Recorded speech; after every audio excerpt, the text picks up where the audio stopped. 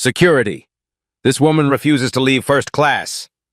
The white businessman's voice cut through the cabin like a blade. His designer watch caught the overhead light as he slammed his palm against the armrest. I want her removed from this section immediately. Keisha Washington adjusted her navy blazer and remained seated in 2B, her expression unchanged. The man in 2A mid-50s, expensive suit, wedding ring that probably cost more than most people's cars, stood over her like a judge delivering a verdict. Finally, someone's doing something about this, his wife whispered loud enough for half the cabin to hear. Flight attendant Ashley approached reluctantly, tablet trembling in her hands. Behind her, 2 security officers appeared at the aircraft door. Phones emerged from pockets. The show was about to begin. Have you ever been kicked out of somewhere you rightfully belonged, simply because of how you looked? 30 minutes earlier, American Airlines Flight 447 had been just another Tuesday evening departure from JFK to Atlanta. Now it felt like a courtroom with Brad Morrison as the self-appointed prosecutor. I don't care what her ticket says, Brad announced to anyone listening. Get her out of here. Ashley clutched her tablet tighter. Sir, if you could please... Please what? Brad's voice rose another octave. I paid $2,400 for first class. I shouldn't have to deal with this. He gestured at Keisha like she was a piece of misplaced luggage. Jennifer Morrison pulled out her iPhone, angling it toward Keisha's seat. This is going straight to Facebook, she muttered. People need to see what's happening to air travel these days. Keisha opened her briefcase, sleek black leather, with a small gold seal near the handle that most passengers wouldn't notice. She retrieved a folder and placed it calmly on her lap, fingers drumming once against the armrest. Ma'am, Ashley's voice cracked slightly, we do have available seats in economy class. Perhaps there's been some confusion with your booking? The suggestion hung in the air like smoke. 3 rows back, Mike Brooks in seat 3C discreetly opened Instagram Live.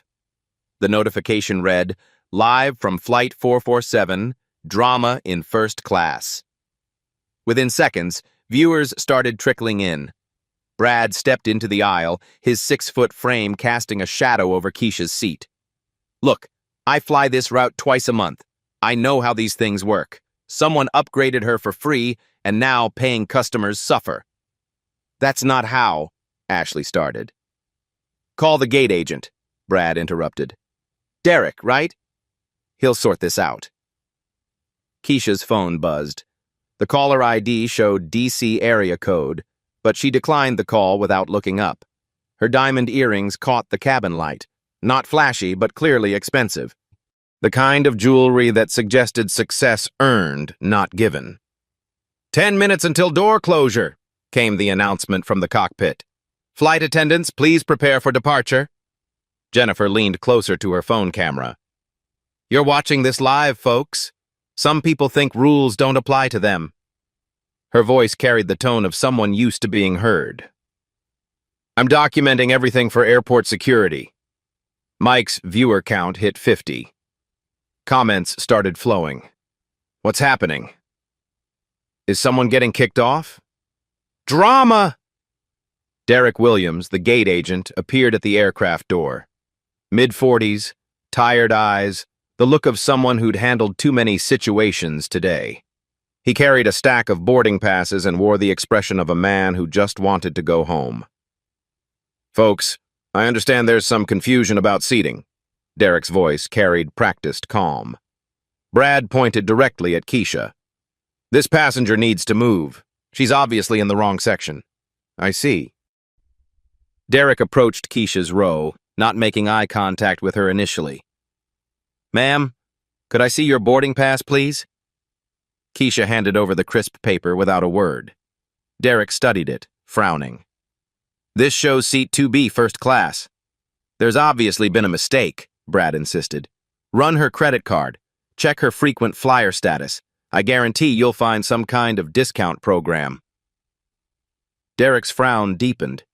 The boarding pass was legitimate full fare, government credit card, elite status clearly marked. But Brad's presence loomed large, and Jennifer's phone captured every moment. Ma'am, Derek's voice carried reluctant authority, we do have some very comfortable seats available in our main cabin. Perhaps we could— Are you seriously asking her to move? The voice came from 4A, a young black woman traveling with her boyfriend. She has a first-class ticket. Mind your own business, Jennifer snapped, still filming. This doesn't concern you. Keisha spoke for the first time, her voice steady as mountain stone. I'd like to remain in my assigned seat, please. Brad's face reddened. Unbelievable. Just unbelievable. Derek, I want her removed from this aircraft. She's causing a disturbance. Sir, she hasn't actually— Look around! Brad gestured wildly. Half the cabin is staring. People are filming. This is exactly the kind of chaos that ruins the flying experience for paying customers. Derek glanced around the cabin. Mike's live stream was indeed drawing attention.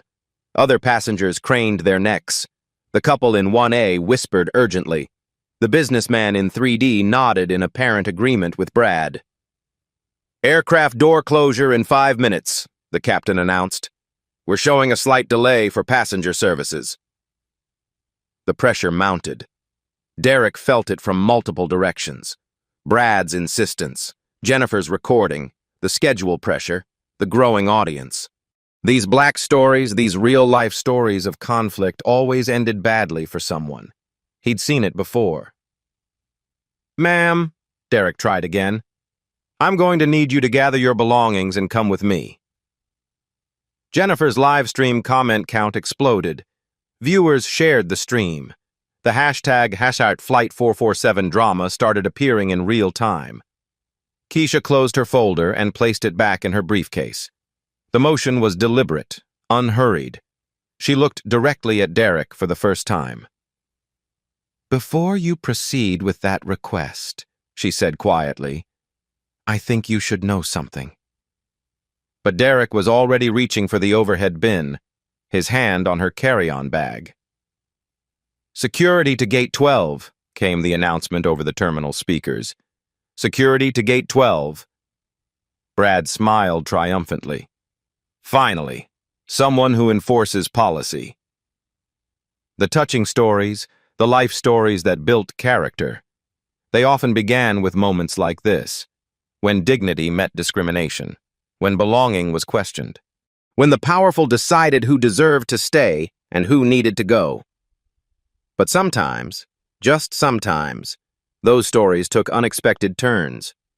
Security officers James Patterson and Patricia Collins had seen it all in their 15 combined years at JFK. Drunk passengers, medical emergencies, the occasional celebrity meltdown. But racial incidents? Those always left a bitter taste and a mountain of paperwork. What's the situation? James asked Derek, his hand instinctively moving to his radio. Passenger refusing to relocate, Derek explained quickly. The gentleman in 2A requested she be moved to economy. She's resistant. Patricia glanced at Keisha, who sat with the posture of someone accustomed to boardrooms, not boarding disputes. Ma'am, we're going to need you to come with us. Mike's Instagram Live viewer count hit 200. Comments flooded the screen. Here we go. She's about to get dragged. This is wild. He adjusted his phone angle to capture the security approach. Brad stepped back, arms crossed, watching his victory unfold. Finally, some professional handling of the situation. Jennifer kept her phone trained on the scene. I'm posting this everywhere, she announced. Southwest, Delta, everyone needs to see how American Airlines actually handles disruptions. Keisha remained motionless in her seat. Officers, I'd like to understand the legal basis for this removal. Ma'am, you need to comply with crew instructions, James replied, though something in his voice suggested uncertainty. Please stand up and gather your belongings. The businessman in seat 1A, Robert Brooks, ironically no relation to Mike despite sharing a surname, finally spoke up. Look, I don't want to get involved, but I have a connection in Atlanta. Can we just resolve this quickly? His wife nudged him. Robert, don't. Aircraft door closure in 3 minutes, came the captain's voice, edged with irritation. We need immediate resolution at Gate 12. Captain Maria Rodriguez emerged from the cockpit, her uniform crisp, her expression thunderous. 22 years of commercial aviation had taught her that passenger disputes were like cancer. They spread quickly and killed schedules. What's the holdup? She demanded. Derek gestured helplessly. Seating dispute, Captain. We're handling it. Handle it faster. Rodriguez's voice could have cut steel. Every minute costs us our slot. I'm not explaining to operations why we missed departure because of musical chairs. Patricia reached for Keisha's arm. Ma'am, please don't make this difficult. For the first time, Keisha showed emotion, a slight tightening around her eyes. Officer, you're making a mistake. The only mistake, Brad interjected, is taking this long to remove a disruptive passenger. Mike's live stream exploded. Viewer count, 800 and climbing. The comments became a waterfall. Security is removing her. This is discrimination. Get her off the plane. Oh. The digital crowd was as divided as the physical one. Keisha slowly reached for her briefcase. The motion was deliberate, controlled, like someone accessing a weapon they preferred not to use. Before you continue, she said quietly, I need to show you something. Derek shook his head. Ma'am, the time for negotiations has passed. James moved closer. In his experience, when passengers started reaching for documents, they usually produced medical cards, legal threats, or social media follower counts, none of which typically mattered at 30,000 feet. The young couple in 4A exchanged glances. The woman Tiana Brooks pulled out her own phone and started recording. Her boyfriend Marcus, she'd kill him if he knew she was thinking his name right now given the circumstances, whispered, This is about to get ugly. Ashley reappeared with a stack of economy boarding passes. Ma'am, I have some lovely seats in row 23, window and aisle, very comfortable. Row 23? Keisha's eyebrows rose slightly. That's quite a downgrade from what I purchased. Jennifer's voice cut through the tension like a rusty blade. Purchased? Please. We all know how you really got that seat. The cabin fell silent. Even Mike's live stream comments paused for a moment, as if the internet itself was processing the naked racism. Patricia's radio crackled. Security Team Alpha, what's your status? In progress, she responded, then looked at Keisha. Ma'am, I'm going to need you to stand up now. Keisha's briefcase sat in her lap, her hand resting on the clasp. The small gold seal near the handle caught the light again. An eagle, wings spread, surrounded by text too small to read from a distance. Captain Rodriguez checked her watch. 2 minutes. I don't care if you carry her off. We're not missing our slot. Brad's satisfaction was palpable.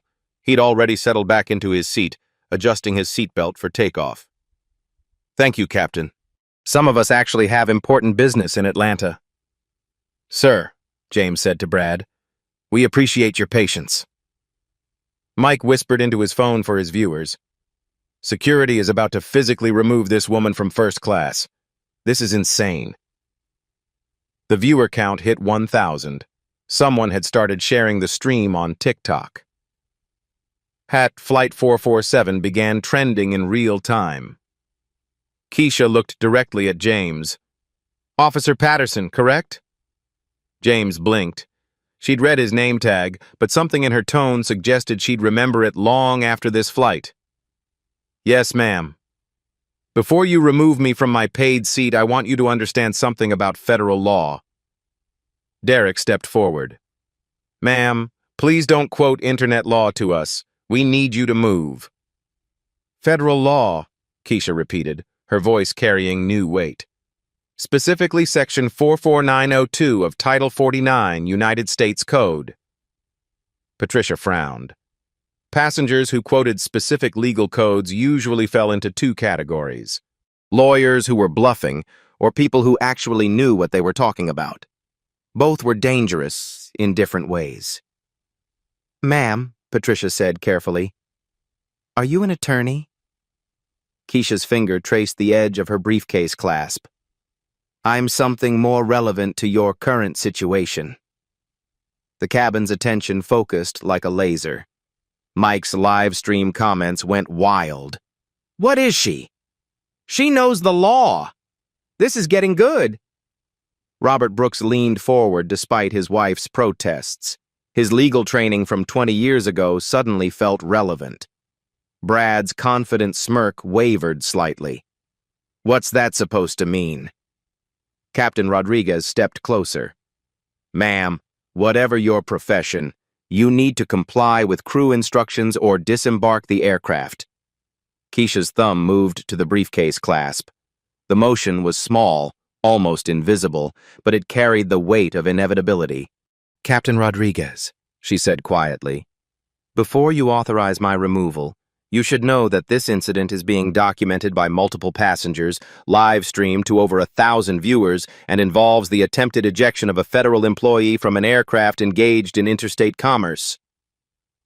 The words hung in the air like a live grenade. Derek's face went pale. Federal employee? Moreover, Keisha continued, her voice steady as granite, American Airlines receives approximately $2.3 billion annually in federal contracts. Your company's diversity and inclusion policies, filed with the Department of Transportation last quarter, specifically prohibit the discriminatory removal of passengers based on racial profiling. Jennifer's phone trembled in her hands. The triumphant live stream was becoming something else entirely. James and Patricia exchanged glances. Federal employee, legal codes, specific contract numbers. This was no longer a simple passenger removal. Ma'am, James said carefully, what type of federal employee are you? Keisha's thumb rested on the briefcase clasp. Around her, the cabin held its breath. Mike's viewer count hit 1,500. The touching stories, the real-life stories that defined American air travel, often hinged on moments like this. I think, she said quietly, it's time you found out. The briefcase clasp opened with a soft click that somehow echoed through the cabin like a gunshot. Keisha Washington lifted the leather credential holder with the same precision a surgeon might use to reveal a beating heart. The gold badge caught the overhead lights, its eagle emblem sharp and unmistakable against the dark blue field. Special Agent Keisha Washington, Federal Bureau of Investigation. Her voice carried new authority, quiet but absolute. Badge number 14729. The silence that followed was profound. It was the silence of a world shifting on its axis.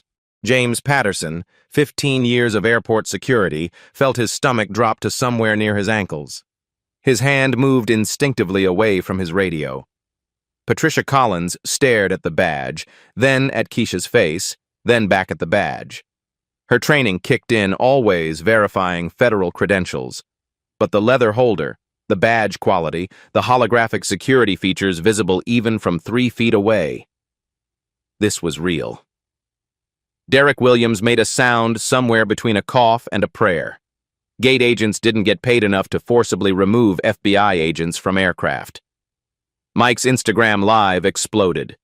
The viewer count shot past 3,000 in 30 seconds. Comments became a digital avalanche. Holy shit, she's FBI. Brad is so screwed. That's a real badge. This just got real. She's a federal agent. Captain Rodriguez moved closer, her pilot's training overriding her schedule concerns. She'd flown federal agents before serious people with serious jobs who didn't cause cabin disruptions unless something very serious was happening. Agent Washington, she said carefully, I apologize for any confusion. Brad Morrison's face underwent a fascinating transformation. Confident superiority melted into confusion, then dawning horror as the implications crashed over him like a cold wave. His mouth opened, closed, opened again. No sound emerged. Jennifer Morrison's phone trembled in her hands. Her triumphant live stream of problem passenger removal had become something far more dangerous. The delete button suddenly seemed very appealing. "Oh my God," whispered the woman in 4A. Her boyfriend grabbed her hand, both of them staring at the badge in Keisha's steady grip. Ashley, the flight attendant, looked like she might faint. In 6 years of commercial aviation, she'd never been part of a crew that nearly forcibly removed a federal agent. Keisha's voice remained calm, professional. "I'm returning from a counterterrorism briefing in Manhattan. Interagency coordination regarding aviation security threats." Each word fell like a hammer blow. Counterterrorism, aviation security, federal briefing. Robert Brooks, in 1A, corporate lawyer that he was, immediately understood the legal earthquake unfolding 3 rows behind him. Federal agent, civil rights violation, recorded evidence. His company's legal department would have a collective heart attack. "Agent Washington," James managed, his voice hoarse. "We had no idea. We sincerely apologize." Patricia stepped back, creating distance between herself and what was rapidly becoming a federal incident. "Ma'am, if you'd known what?" Keisha's question was surgical in its precision. "If you'd known I was a federal agent, you wouldn't have attempted to remove me from my assigned seat? What about other passengers who aren't federal agents? Do they not deserve the same treatment?" The questions hung in the air like indictments. Brad finally found his voice, but it came out as a croak. I didn't know." Keisha turned her attention to him for the first time since the badge was revealed. Her gaze was steady, measuring. "Mr. Morrison, isn't it? You demanded my removal based on what exactly?" Mike's viewer count hit 5,000. Someone had cross-posted to TikTok, Twitter, and Facebook. Hatch at Flight 447 FBI was gaining momentum across platforms. The seat, I thought." Brad's usual corporate confidence had evaporated completely. "You thought what?" Keisha's voice remained level, but there was steel underneath. "That a black woman couldn't legitimately afford first class? That my presence somehow diminished your travel experience?" Jennifer Morrison frantically swiped at her phone, trying to delete her earlier posts. But the internet is forever, and screenshots were already circulating. Captain Rodriguez stepped forward. "Agent Washington, on behalf of American Airlines, I want to formally apologize. This should never have happened." Keisha nodded slightly. "Captain, I appreciate that. But we need to address the larger issue here." She gestured toward her phone, which had been buzzing intermittently. "I've received 4 calls in the past 10 minutes. 3 from colleagues who've seen the live stream, and 1 from my supervisor at the Bureau." Derek felt his career flashing before his eyes. Supervisor at the Bureau. This was going straight to the top of American Airlines' corporate structure.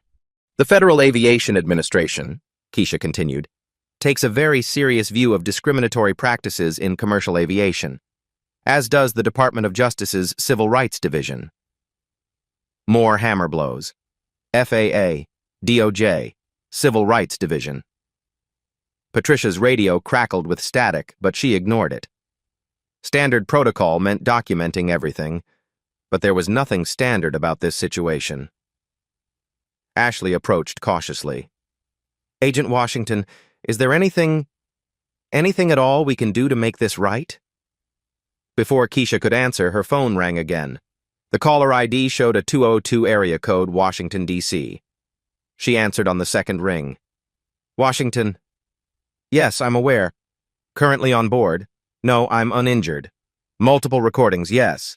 I'll file a preliminary report within the hour." The one-sided conversation chilled everyone within earshot. Preliminary report. Multiple recordings. The bureaucratic machinery of federal investigation was already grinding into motion. Mike whispered to his live stream audience, "She's talking to FBI headquarters right now. This is unreal." The viewer count passed 8,000. Local news outlets were starting to pick up the hashtag. This was becoming more than viral content. It was becoming national news. Keisha ended the call and looked around the cabin. Her gaze lingered on each person who'd participated in the attempted removal. Derek, James, Patricia, Ashley. Then it moved to Brad and Jennifer, who looked like they wanted to disappear into their leather seats. "Mr. Morrison," she said quietly, "you stated that I was causing a disturbance. Can you explain what behavior of mine constituted a disturbance?" Brad's mouth worked soundlessly. Around him, phones continued recording. Every word, every expression being captured for posterity. "I was sitting quietly in my assigned seat," Keisha continued. "I spoke only when addressed. I made no demands, no complaints, no unreasonable requests. The only disturbance appears to have been my presence in a section you felt I didn't belong in." The analysis was clinical, devastating in its accuracy. Jennifer Morrison finally spoke, her voice barely above a whisper. "We didn't mean... We weren't trying to..." "What weren't you trying to do, Mrs. Morrison?" Keisha's attention shifted to her. "You filmed my attempted removal while commenting that people need to see this. What exactly did you want people to see?" No answer came. The truth was too ugly to voice. Robert Brooks cleared his throat. "Agent Washington, as an attorney, I feel compelled to say that what happened here was completely inappropriate." His wife shot him a warning look, but he continued. "Discrimination based on race is illegal under federal law. The behavior exhibited toward you was unacceptable." Keisha nodded acknowledgement. "Thank you, Mr. Chen." Robert Brooks. "Mr. Brooks, you're correct about the legal issues. This incident involves potential violations of the Civil Rights Act, FAA anti-discrimination regulations, and federal transportation statutes." More legal terminology that made Derek's palms sweat. Captain Rodriguez checked her watch, then made a decision that would ripple through American Airlines' corporate structure. "Agent Washington, I'm going to delay this flight until we can properly address this situation." The announcement sent shockwaves through the cabin. Flight delays meant missed connections, angry passengers, and corporate explanations. But forcibly removing an FBI agent would mean federal investigations, congressional hearings, and career-ending lawsuits. Tiana Brooks in 4A had been recording everything on her phone. She'd watched the entire sequence unfold, from attempted removal to badge reveal to federal phone call. Her footage would soon be evidence in what promised to be a significant civil rights case. "Derek," Captain Rodriguez said firmly, "I need you to contact your supervisor immediately. This goes straight to the corporate." Derek nodded, his face pale. Corporate meant executives, lawyers, crisis management teams. This was about to become someone else's very expensive problem. Keisha's phone buzzed with a text message. She glanced at it, then looked up at the assembled group. "That's my field supervisor," she said calmly. "He's driving to the airport now. He'll want to interview everyone involved before the aircraft departs." The implications sank in like lead weights. FBI supervisor. Formal interviews. Official documentation. Mike's live stream had become a digital town square, with viewers sharing the link across every social platform. #Flight 447 FBI. #FBI agent. Had airline discrimination. The hashtags multiplied like wildfire. Brad Morrison sat frozen in his seat, the magnitude of his error finally becoming clear. He'd demanded the removal of a federal agent, on camera, with thousands of witnesses, while investigating aviation security threats. His corporate career had just ended, and he was beginning to understand that might be the least of his problems. "So," Keisha said, settling back into seat 2B with the calm of someone who'd just played a winning hand, "shall we discuss how American Airlines plans to address this situation?" The question wasn't really a question. It was an opening statement in what promised to be a very expensive conversation. The American Airlines crisis management machine activated with the efficiency of a military operation. Within 12 minutes of Captain Rodriguez's call to operations, 3 executives were en route to JFK Terminal 8, Gate 12. Keisha's phone rang again. FBI Supervisory Special Agent Marcus Brooks, no relation to the passenger recording. Everything was 15 minutes out from the airport. His voice carried the weight of someone who'd spent 20 years investigating federal crimes. Agent Washington, I need a preliminary assessment. Scale of 1 to 10. How bad is this? Keisha glanced around the cabin. Mike's live stream had reached 12,000 viewers. Brad Morrison sat in his seat like a statue, while his wife frantically deleted social media posts. Derek, the gate agent, looked like he was contemplating career changes. Solid 8, sir. Attempted removal of a federal agent, recorded by multiple passengers, with clear racial motivation. The passenger who initiated the complaint has a documented history. Documented how? I ran his frequent flyer number while he was demanding my removal. 3 previous complaints were filed against him for discriminatory behavior toward minority passengers. American Airlines has been tracking a pattern. The revelation hit the cabin like a thunderclap. Brad Morrison wasn't just a racist, he was a repeat offender with an institutional paper trail. Captain Rodriguez heard enough of the conversation to understand the implications. She immediately called her chief pilot. John, we have a federal situation. I need to be legal and corporate here now. Within minutes, American Airlines Vice President of Customer Relations Sarah Kim was on a conference call from her Dallas office, while Regional Director Robert Huang raced through Queens traffic toward JFK. Captain Rodriguez, Kim's voice came through the aircraft's communication system. Patch me through to the federal agent. Keisha accepted the phone. Agent Washington speaking. Agent Washington, this is Sarah Kim, VP of Customer Relations. I want to personally apologize for this incident and assure you that American Airlines takes discrimination extremely seriously. Ms. Kim, I appreciate the call. However, this goes beyond individual apologies. We're looking at the systematic failure of your anti-discrimination policies. The corporate response was swift and practiced. Kim had handled crises before, but never one involving federal law enforcement on live stream.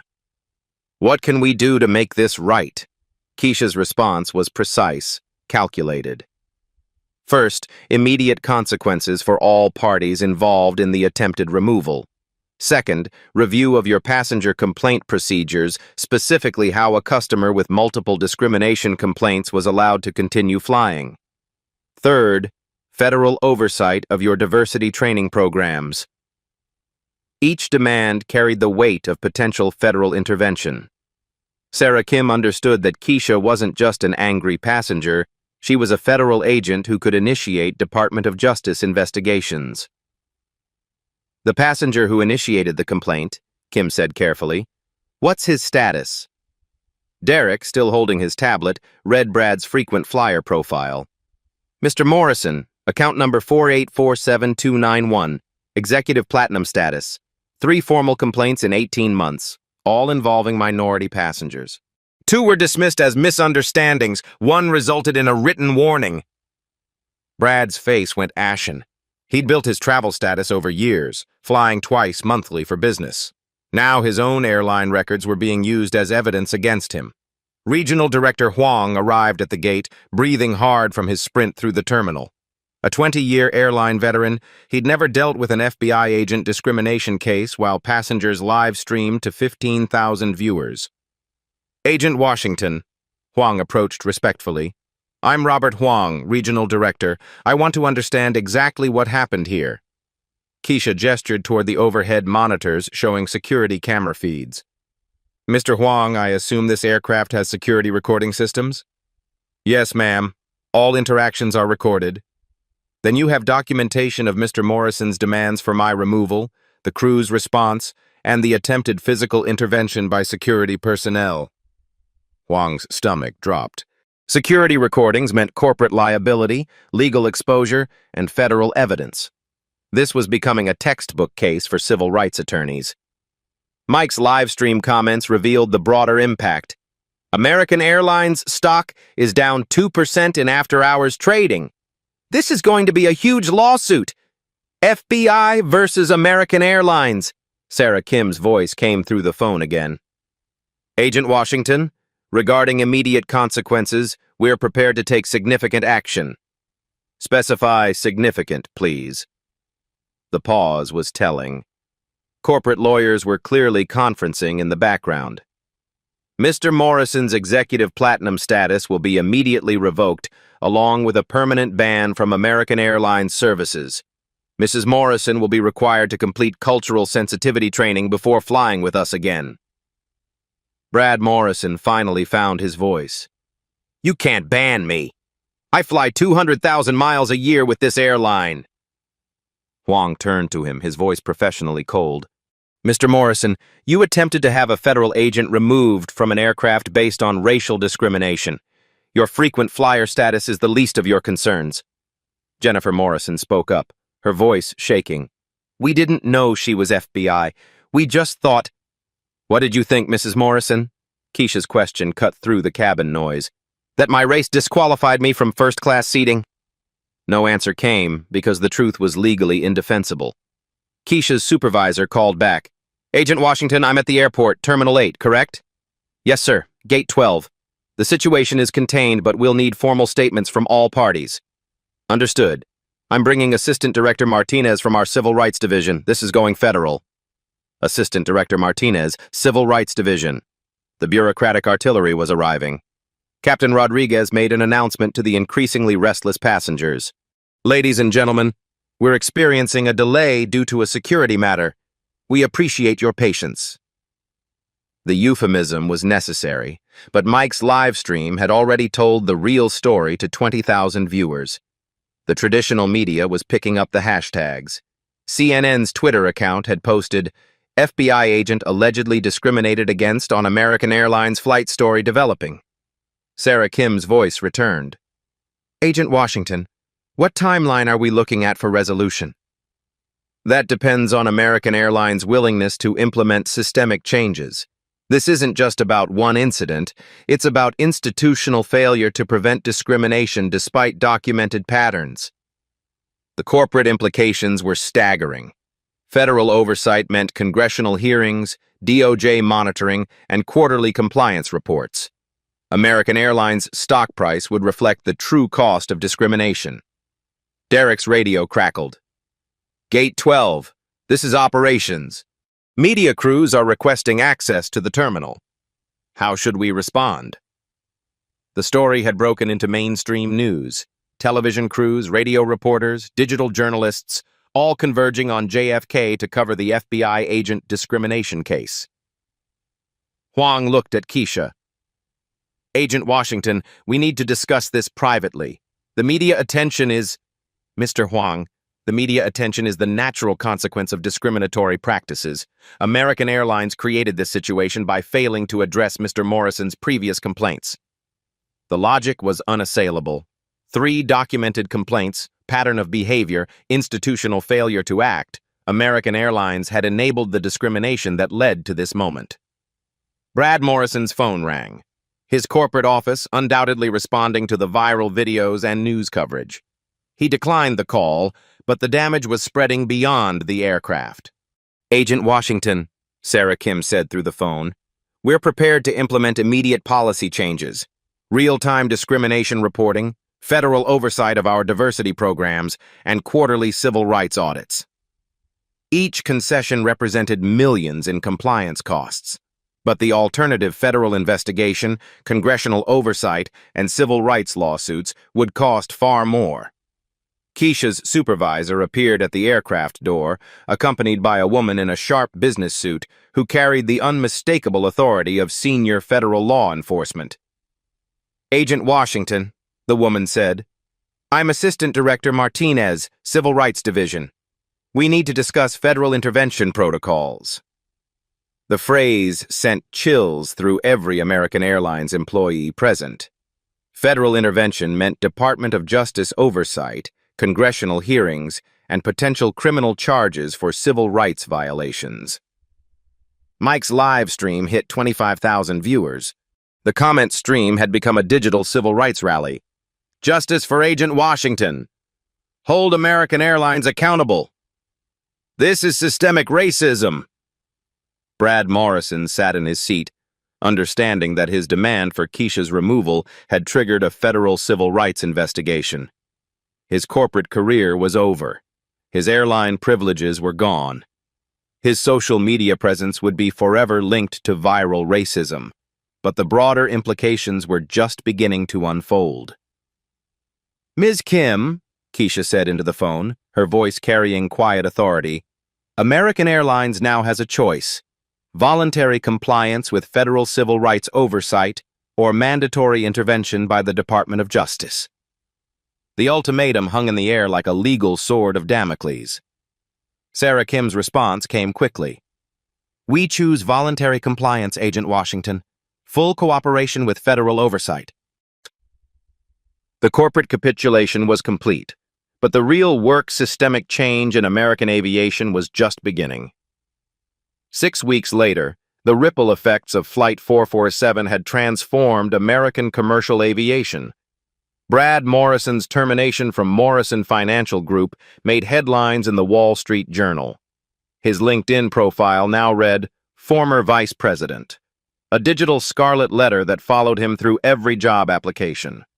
The viral videos of his demands to remove a federal agent had become case studies in business schools across the country. Jennifer Morrison's court-mandated community service at the Queens Civil Rights Coalition provided a different kind of education.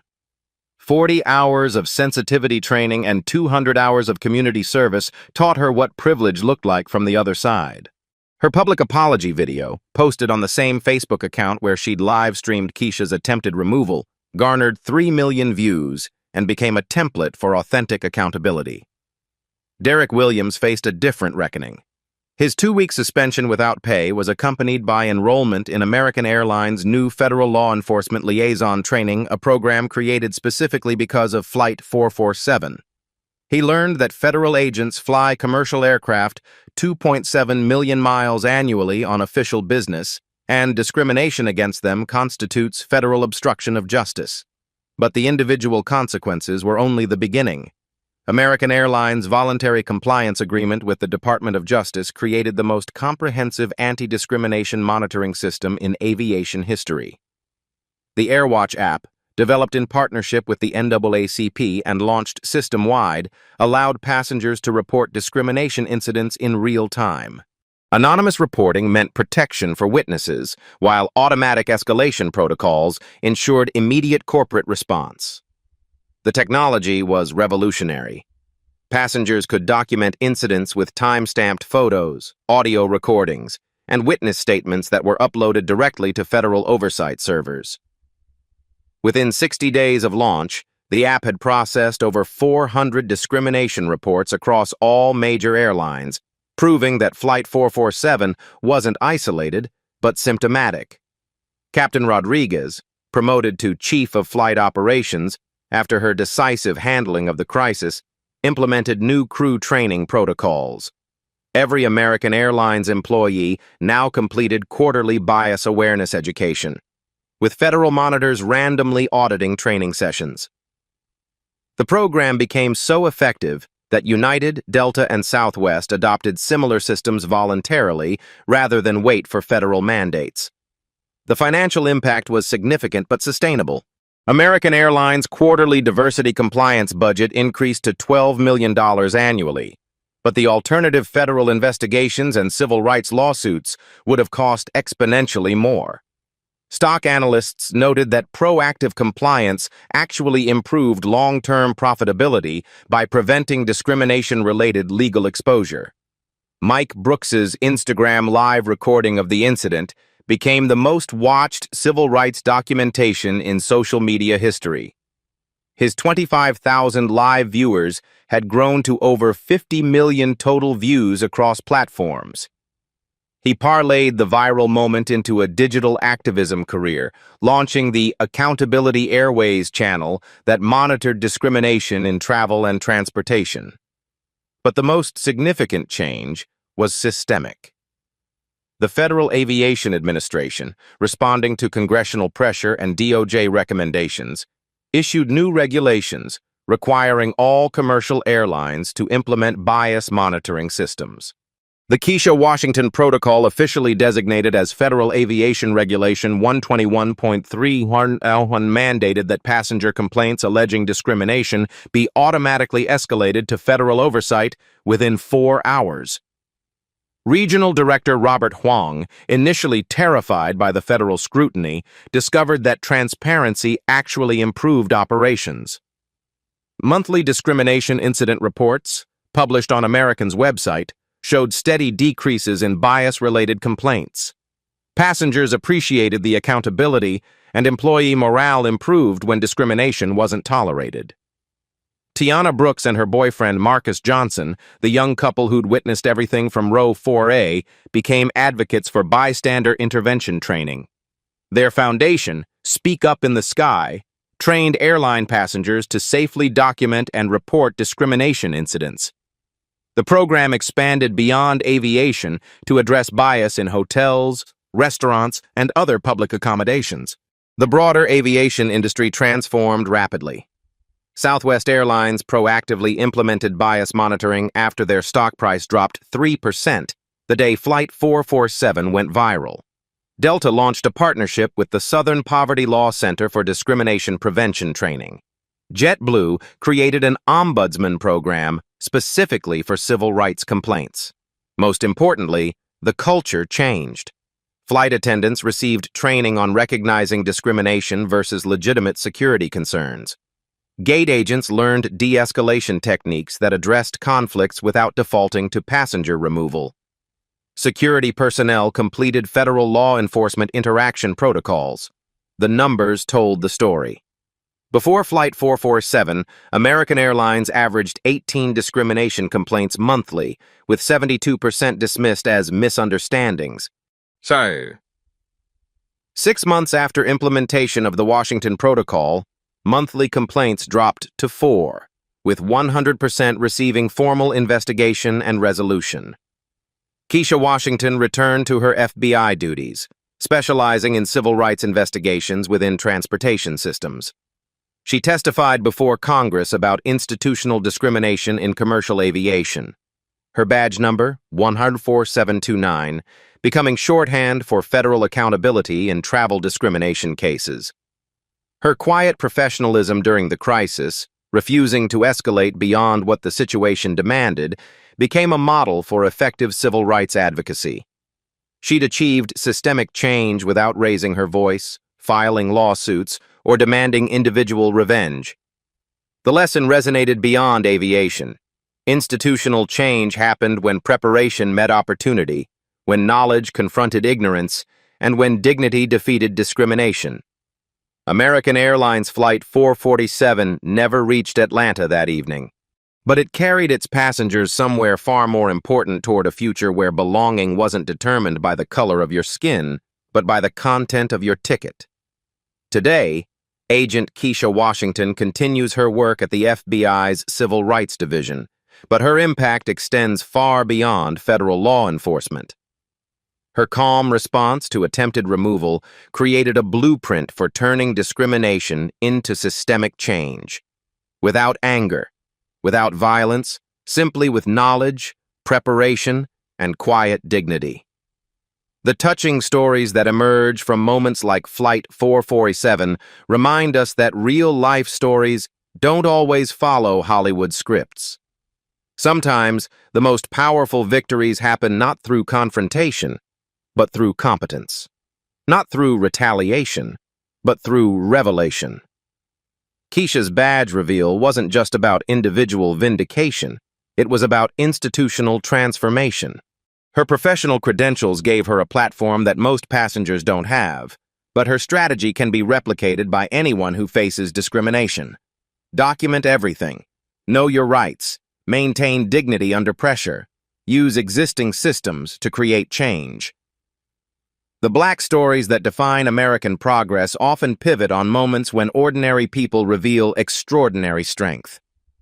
Rosa Parks wasn't seeking fame when she refused to give up her seat. Ruby Bridges wasn't trying to become a symbol when she walked into that school. Keisha Washington wasn't planning to become a civil rights icon when she booked Seat 2B. But all three understood that individual acts of courage can spark institutional change. Flight 447's legacy lives on in every discrimination report filed through the AirWatch app, every bias training session conducted for airline employees, every passenger who speaks up when they witness unfair treatment. The live stream that was meant to humiliate Keisha became the evidence that transformed an entire industry. Mike Brooks's 50 million views proved that social media can be a tool for justice when wielded responsibly. But views without action are just entertainment. Real change requires people willing to move beyond watching discrimination to actively preventing it. The life stories that matter most are the ones that create paths for others to follow.